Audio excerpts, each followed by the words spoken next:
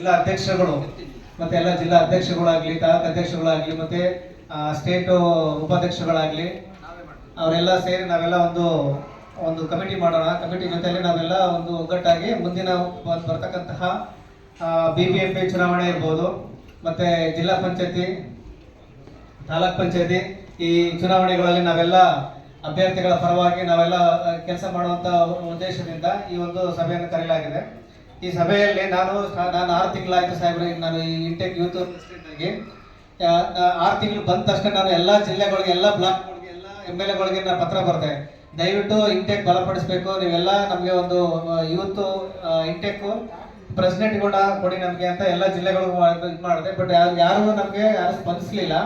ಆದರೂ ಸಹ ನಾನು ನೀವೊಂದು ಮೀಟಿಂಗ್ ಅಲ್ಲಿ ಕರೆದಾಗ ನೀವು ಮಾಡಿ ಏನ್ ತೊಂದರೆ ಇಲ್ಲ, ನಾನು ಇದೀನಿ ಅಂತ ಹೇಳಿದಾಗ ನಾನು ಎಲ್ಲ ಜಿಲ್ಲೆಗಳಲ್ಲಿ ಜಿಲ್ಲಾ ಅಧ್ಯಕ್ಷಗಳನ್ನ ಮತ್ತೆ ಬ್ಲಾಕ್ ಅಧ್ಯಕ್ಷರನ್ನ ಎಲ್ಲ ಪ್ರತಿಯೊಬ್ಬರನ್ನ ನಾನು ಮಾಡಿ ಕಮಿಟಿ ಮಾಡಿ ಕೆಲವರನ್ನ ಇನ್ನೂ ಒಂದು ಅರ್ಧ ಮಾಡ್ಬೇಕು ಸಾಹೇಬ್ರೆ. ಇನ್ನೂ ತುಂಬಾ ಮಾಡೋಂತ ನೀವು ನಮ್ಗೆ ಸಪೋರ್ಟ್ ಕೊಟ್ಟರೆ ನಾವು ಇನ್ನೂ ತುಂಬಾ ಮಾಡೋಂತ ನಾವು ಹೇಳಿದೀವಿ. ನಾವು ಬೂತ್ ಇಂದ ಸಹ ಕಮಿಟಿ ಮಾಡ್ಕೊಂಡು ಬರ್ತಾ ಇದ್ದೀವಿ. ಜಿಲ್ಲಾ ಕಮಿಟಿ, ತಾಲೂಕು ಕಮಿಟಿ, ಬ್ಲಾಕ್ ಕಮಿಟಿ ಮತ್ತು ಬೂತ್ ಕಮಿಟಿಗಳಲ್ಲಿ ನಾವು ಮಿನಿಮಮ್ ಕಡಿಮೆ ಅಂದ್ರೆ ಒಂದು 15 ಜನ ಒಂದು ಕಮಿಟಿಯಲ್ಲಿ ಇರೋ ತರ ನಾವು ಒಂದು ಜಿಲ್ಲೆಗೆ ಕಡಿಮೆ ಅಂದ್ರೆ ಒಂದು 1000 ಜನ ನಮ್ಮ ಮೆಂಬರ್ಸ್ ಇರ್ತಾರೆ.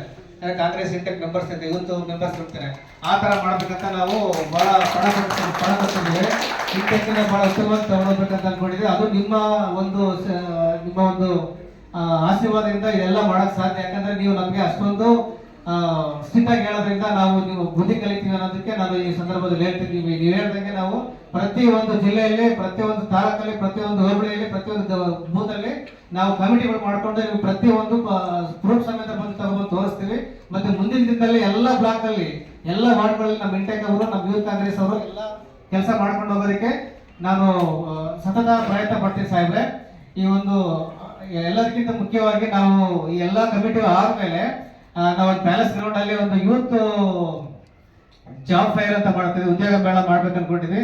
ಸುಮಾರು 30 ರಿಂದ 40 ಸಾವಿರ ಜನ ಸೇರಿಸಿ ಒಂದು ಬರೀ ಎಲ್ಲ ಪೂರ್ತಿ ಕಮಿಟಿ ಇರತಕ್ಕಂತ ಕಾಂಗ್ರೆಸ್ ಕಾರ್ಯಕರ್ತರೆ, ಬೇರೆ ಯಾರು ನಾವು ದುಡ್ಡು ಕೊಟ್ಟು ಕರ್ಸಲ್ಲ ಸಾಹೇಬ್ರೆ.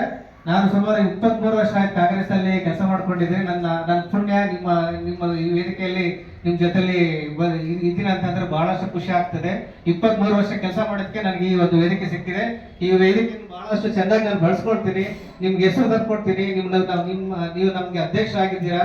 ನಿಮ್ಮ ಒಂದು ಮಾರ್ಗದರ್ಶನದಲ್ಲಿ ನಾವು ಬೆಳೆಯೋದಕ್ಕೆ ಪ್ರಯತ್ನ ಪಡ್ತೀವಿ. ಇನ್ನು ಮುಂದಿನ ದಿನದಲ್ಲಿ ನಮಗೆ ಬಹಳಷ್ಟು ನಿಮ್ ಕಡೆಯಿಂದ ನಮ್ಗೆ ಸಪೋರ್ಟ್ ಬೇಕು, ನಿಮ್ಮ ಆಶೀರ್ವಾದ ಬೇಕು. ಹಾಗಾಗಿ ನಮ್ಗೆ ಇನ್ನೂ ನೋಡಿ ಒಂದು ಆಫೀಸ್ ಕೊಟ್ಟಿಲ್ಲ ಸಾಹೇಬ್ರೆ. ಸುಮಾರು ಸಾವಿರಾರು ಜನ ಆಲ್ರೆಡಿ ನಮ್ಮ ಕಾರ್ಯಕರ್ತರಿಗೆ ಒಂದು ಆಫೀಸ್, ಎಲ್ಲ ಒಂದ್ ಕಡೆ ಒಂದು ಆಫೀಸ್ ಕೊಟ್ರೆ, ಒಂದು ಶೇರ್ ಹಾಕೊಂಡ್ರೆ ನಾವು ಕುತ್ಕೊಂಡು ಕೆಲಸ ಮಾಡೋದಕ್ಕೆ ನಾವು ರೆಡಿ ಇದ್ದೀವಿ.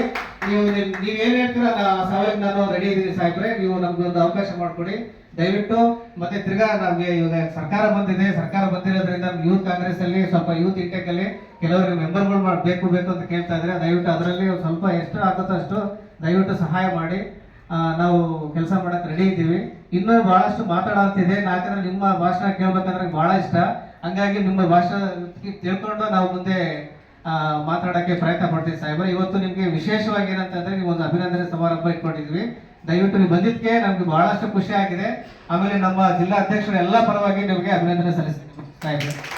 ನಾನು ಮಾತಾಡೋ ಅವಕಾಶ ಮಾಡ್ಕೊಟ್ಟಂತ ಎಲ್ಲ ನನ್ನ ಕಾಂಗ್ರೆಸ್ಸಿನ ಯುವ ಘಟಕದ ಅಧ್ಯಕ್ಷರುಗಳಿಗೆ ನಮಸ್ಕರಿಸ್ತೇನೆ.